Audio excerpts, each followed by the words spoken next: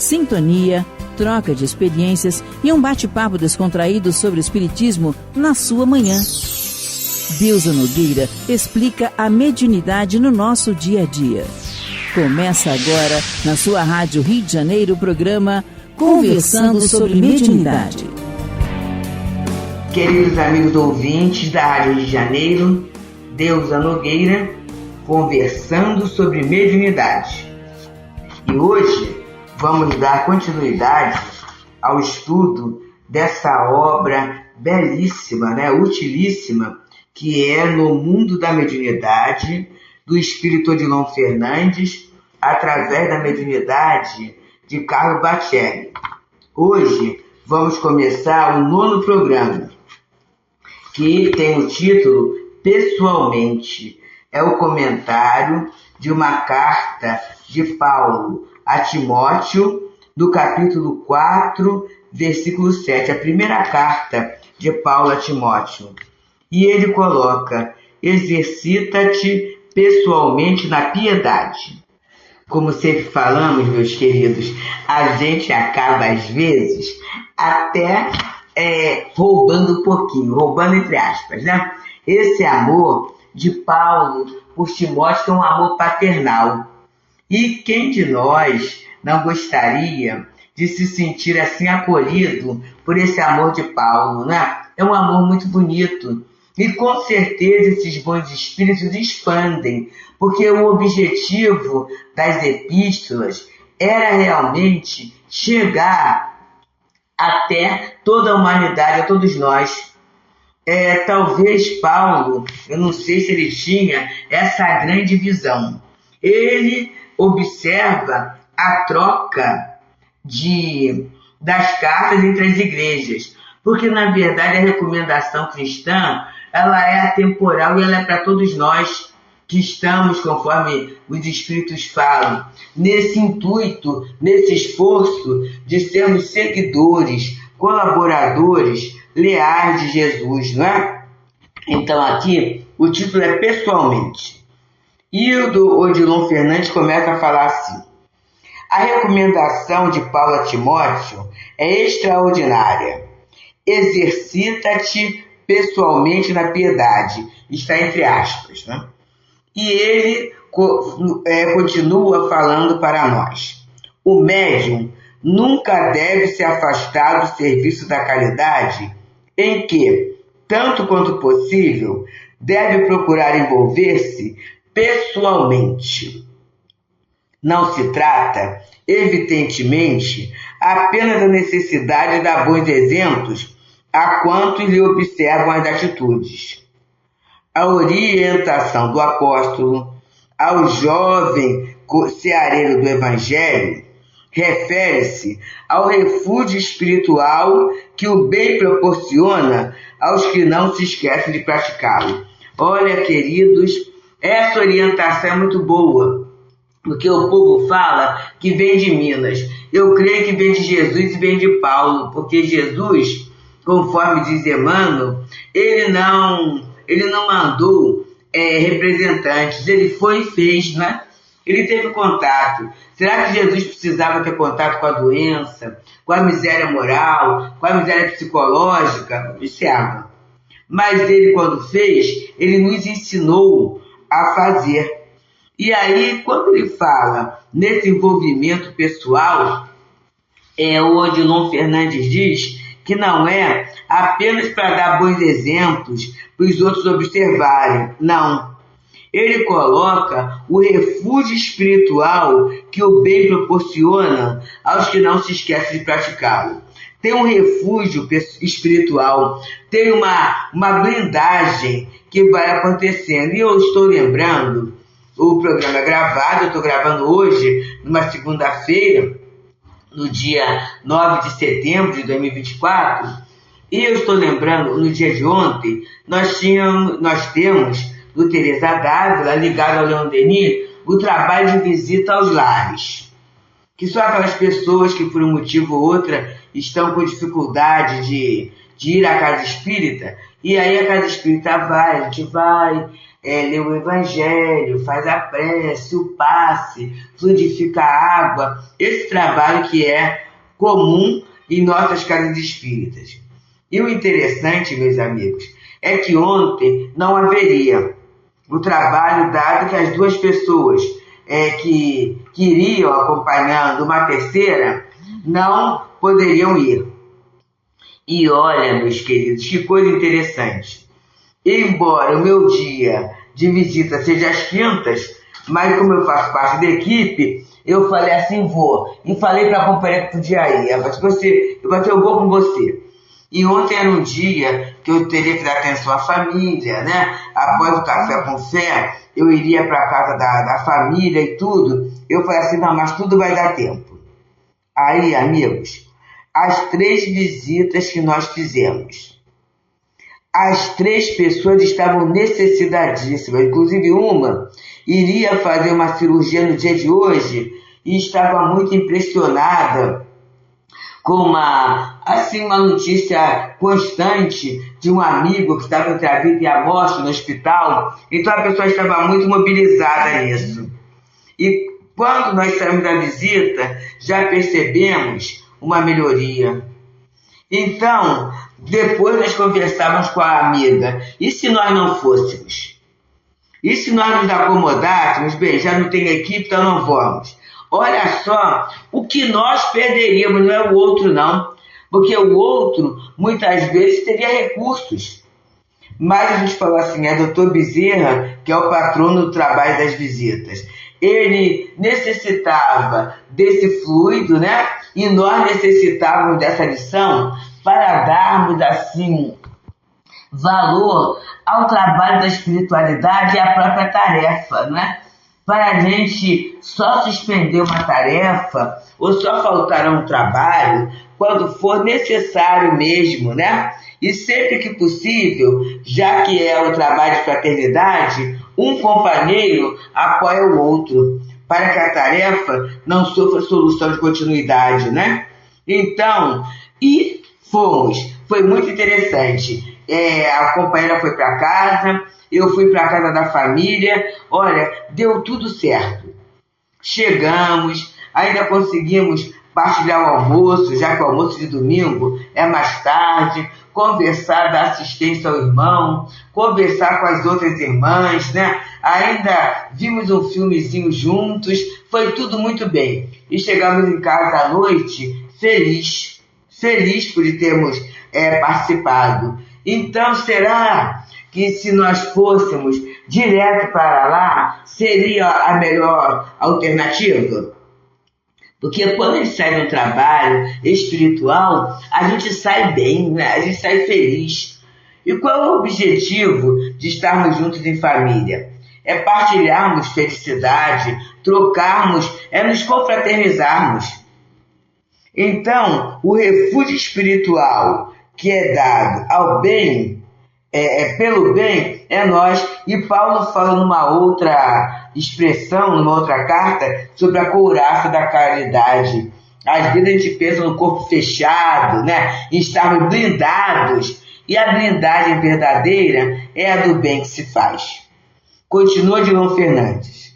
Quantos que, por serem médios, não se julgam dispensados de visitar um doente, de ir à periferia da cidade, de ceder o seu tempo aos mais pobres, de cooperar na limpeza da casa espírita que frequentam, enfim, devotar-se às atividades às quais se devotavam antes que se definisse mediunicamente. Estou lembrando de uma companheira aqui da casa espírita, temos algumas, mas temos umas que chegam, se responsabilizam logo em lavar os copos, em colocar o copinho de água fluidificada. Uma até conseguiu uma jarrinha pequenininha, que já está na medida certa. Temos outros que chegam e vão ver logo como é que está, se os banheiros estão em condições, o que está faltando. Temos um amigo muito querido, o Hamilton, que ele se considera assim a base, né, dos serviços gerais. Ele é conhecido até nas palestras, os amigos aí conhecem, é uma palestra também agradabilíssima, é o esposo da Mônica Pimenta. Mas daí ele pega na hora que acaba. Na hora que acaba, ele é um dos que pega. Na hora que acaba a reunião da tarde, de terça-feira, lá vai ele verificar tudo, passar pano, essa coisa todinha. E temos à noite também os amigos que no final da tarefa vão ver se a casa está em ordem, juntar o lixo. Então, gente, são todos médios, trabalhadores da casa, expositores de doutrina espírita, mas não se resguardam nessa posição para não fazer um trabalho que às vezes é considerado menor, mas não é. E aí a gente fala entre nós, por que funcionam bem? Tem essa coraça, né? Tem essa alegria, e isso é muitas vezes ganhar saúde, evitar doenças, estar engajado no trabalho da casa, né? E ele continua a nos falar nessa lição 8 do livro No Mundo da Mediunidade. Ele intitulou pessoalmente, em que é analisada a carta de Paulo a Timóteo, que diz assim: exercita-te pessoalmente na piedade. É dessa primeira carta a Timóteo, capítulo 4, versículo 7. E ele continua: a prática da caridade, olha que coisa séria, imuniza o médium contra o fascínio que acomete quantos passem a ser indiferentes à dor do próximo.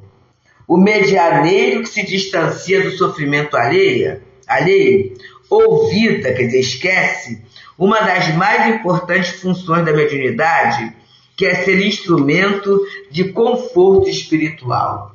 Ah, meus amigos, é esse o cuidado.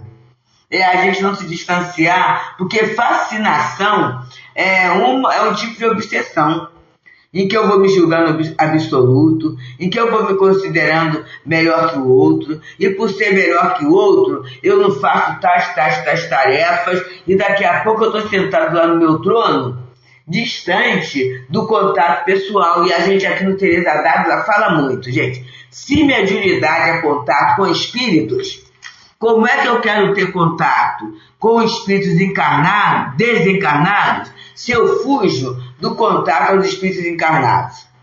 É por isso que é para todo mundo, independente se é da diretoria, de ser isso ou aquilo, chegou alguém, vamos mostrar a casa, vamos acolher, vamos conversar. É essa tarefa que Jesus exemplificou assim para nós.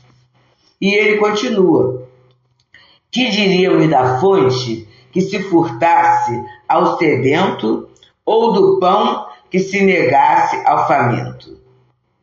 E eu vou ler o parágrafo anterior. Uma das mais importantes funções da mediunidade, que é ser instrumento de conforto espiritual para quem chega. Mediunidade é para o que é útil, não é para ostentação, nem para se colocar como status, né? E continua Odilon falando para a gente. De certa forma, a necessidade dos semelhantes com os quais convive é o termômetro da mediunidade, ou seja, com base nessa ausculta psíquica efetuada diretamente pelo médium, é que a espiritualidade trabalha. Eu achei interessante, porque a mediunidade para consolação, né?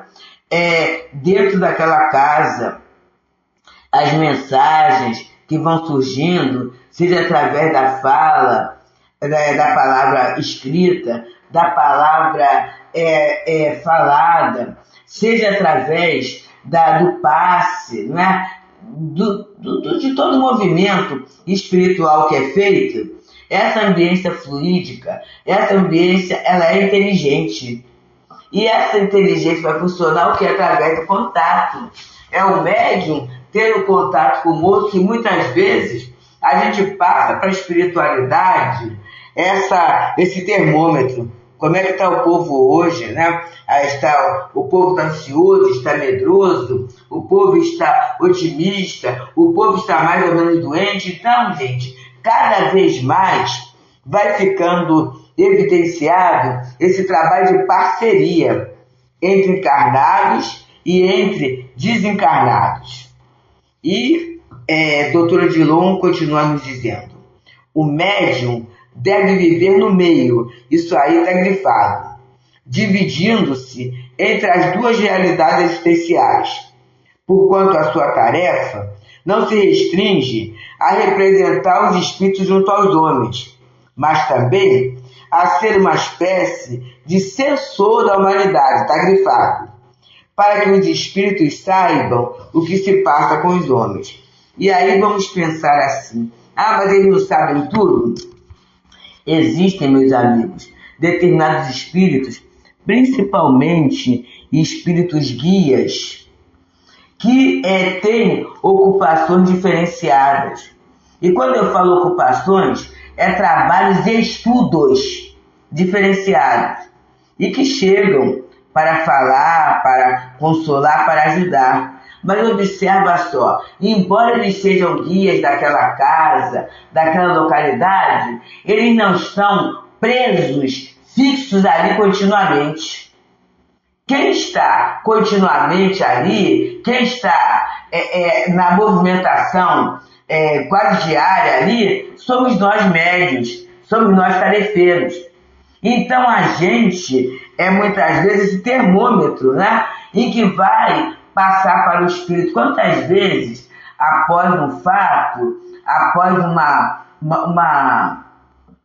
conversa ou após um evento, a gente ora, a gente pede, né? A gente deseja. Então a gente, enquanto médium, vai ser um instrumento para sinalizar, para mostrar o mapa das necessidades e até das possibilidades daquela casa. Isso é mediunidade. E Odilon continua nos falando. O medianeiro é o intermediário dos desencarnados e dos encarnados. É, por assim dizer, uma interação entre as comunidades, visível e invisível, que não existem isoladamente. Olha, tem a interação. E aí, como a mediunidade tem um objetivo, o objetivo é a utilidade, essa interação é mais do que necessária, ela é preciosa. E continua Odilon falando. Muitos homens de fé se perderam porque se afastaram da realidade social do seu tempo. Interessante isso. Eu me afasto da realidade social e eu fico vivendo no mundo das ideias.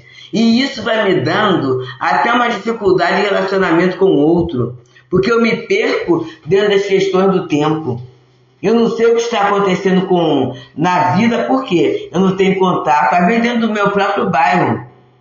Eu não sei como é que está o trânsito, eu não sei quem está ali, eu não sei como é que as coisas se realizam. Então, observa, eu vivo, na verdade, uma realidade egoística, é o meu mundinho.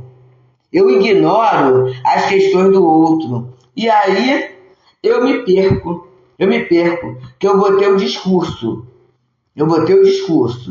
Mas eu não vou ter o trabalho, a execução. Eu não vou ser aquele homem de fé isolado. Eu não vou passar para o outro a movimentação dessa fé. É isso, meus amigos, que a Rádio de Janeiro vem ajudando muito a todos nós. No momento que eu comento fatos, que eu vejo a notícia e que eu começo a ver o funcionamento da doutrina espírita dentro disso, eu estou me inteirando, eu encarnado com o desencarnado, eu, alguém que está vivendo a realidade ali real, desculpa o pleonasmo, né? Mas estou vivendo aquela experiência real junto àquilo que está no livro. E vou ter um esforço, isso é trabalho da contextualização. Porque senão eu me perco. E aí ele continua dizendo, nos tempos em que se trancaram, fugiram da maravilhosa experiência de contato com os outros, esquecidos de que o Evangelho foi construído assim. Jesus vivia no meio do povo, trazendo-lhe as boas novas do céu. Olha só, Jesus conviveu. Incontáveis inteligências que mergulharam solitariamente em si, no afã do autoconhecimento, entregaram-se ao delírio e enlouqueceram. Perdidas no labirinto da meditação improdutiva, não lograram encontrar a saída que só lhes seria possível através do amor. E aí é muito interessante, né, meus queridos? Exercício do amor, fruto da convivência.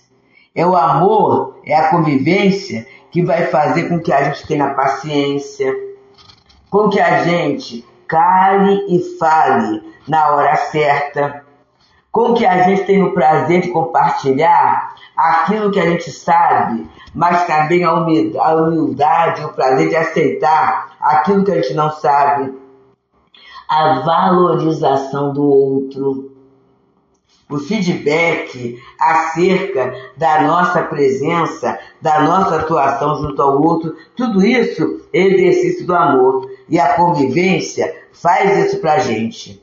Continua Odilon Fernandes. O conhecimento da verdade só se justifica quando se reverte em benefício de alguém. É isso, né? Conhecimento parado vai dar ferrugem, vai dar mofo, vai dar traça. A verdade, o conhecimento se justifica quando é colocado em movimento, em benefício de alguém. Jesus nos mostrou que a função do anjo é descer à terra e não a de permanecer inativo nas alturas. E a gente tem do irmão X, se vocês quiserem observar, tem um ponto muito interessante. O santo, o anjo, o pecador. Explicando, né? Essa função, o anjo estava lá no templo, estava lá na adoração, e aí, né? O pecador, quando vem a tarefa lá de luz, né? O anjo traz a tarefa, né? Aí ele vai, não, eu posso ir. E ele pode ir nas situações mais difíceis, mais complicadas, porque ele é pecador mesmo. Não tem aquela história perdido em meio? Mas no final, quem é que fica reluzente? É aquele que faz. É aquele que faz. E Jesus é o mestre do trabalho. O que ele diz? O meu Pai trabalha até agora e eu trabalho também. Ué, se Jesus trabalha, como é que eu vou ficar inoperante? Então é o meu conhecimento, é o meu sentimento sendo revertido em benefício de alguém. E aí continua Odilon Fernandes nessa página belíssima intitulada Pessoalmente, é a página 8, capítulo 8 da obra No Mundo da Mediunidade, em que ele vai comentar uma fala de Paulo na primeira carta a Timóteo, capítulo 4, versículo 7. Exercita-te pessoalmente na piedade. O médium que não se preocupa em exercitar-se pessoalmente na piedade não amplia as fronteiras da própria sensibilidade e não reconhece o terreno em que deve interagir. Então aqui ele fala algo importantíssimo acerca do desenvolvimento da mediunidade. É esse exercício que vai ampliar, que vai desenvolver a nossa mediunidade.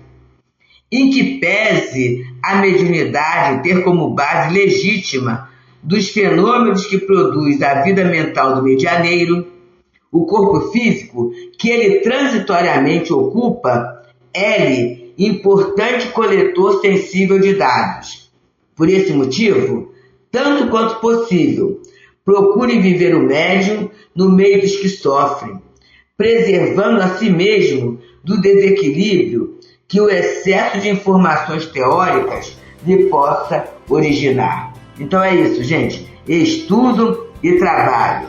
Voltemos, abracemos com muito carinho, com muito respeito, como remédio santo, as tarefas de caridade, de piedade, de contato que a vida vem oferecendo a cada um de nós. Pensemos nisto. Muita paz. Deusa Nogueira explica a mediunidade no nosso dia a dia. Programa Conversando sobre Mediunidade.